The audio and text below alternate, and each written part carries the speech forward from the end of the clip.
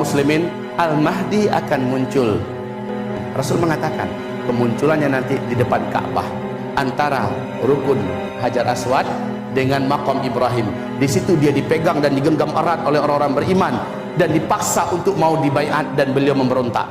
Beliau menolak dan tidak mau dibaiat, takut menjadi Al-Mahdi dan dianggap sebagai Al-Mahdi, sementara ciri-ciri ada pada dia semua.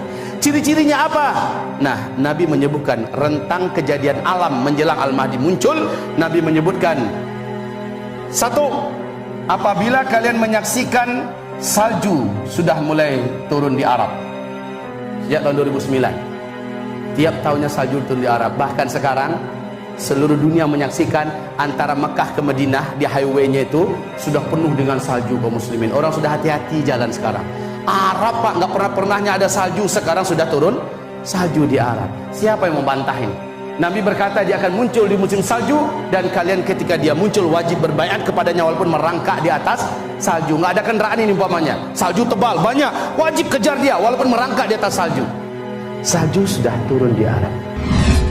Lalu dekatnya Al-Mahdi muncul, kata Rasul, peperangan merata dan terjadi keributan di Jazirah Arab dan sekitarnya.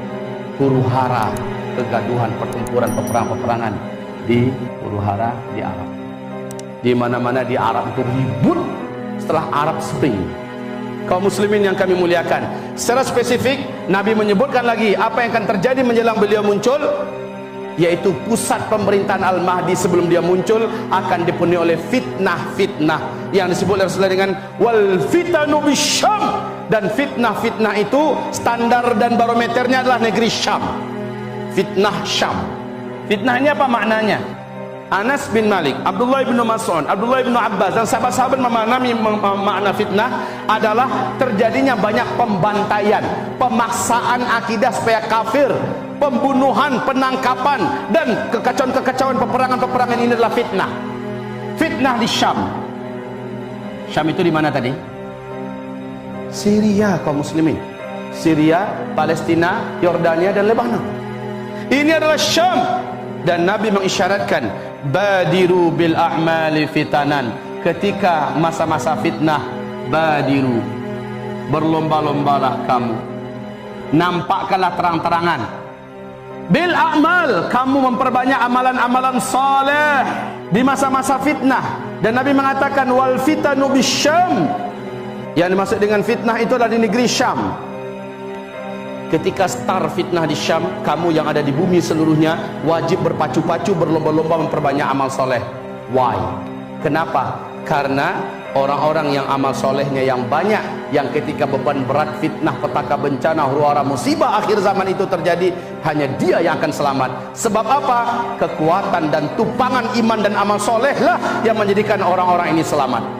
Apa yang akan terjadi? Bapak Ibu akan merinding mendengarkannya semua. Apa yang akan terjadi menjelang Al-Mahdi ini muncul? La haula wa la quwata illa billah. Akan sangat sedikit manusia ini yang mampu memikul beratnya beban.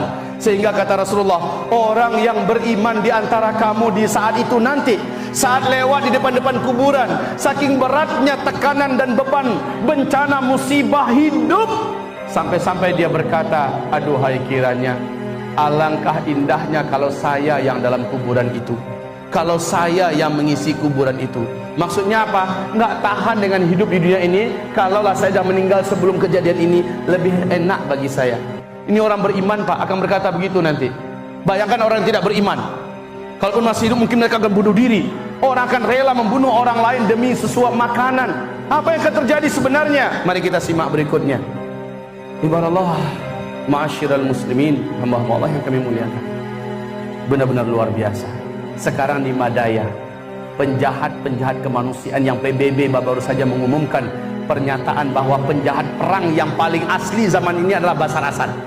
Di Madaya Pak, puluhan ribu umat Islam Ahlus Sunnah wal Jamaah dikepung. Hari demi hari puluhan bergelimpangan mati karena nggak ada makanan sama sekali.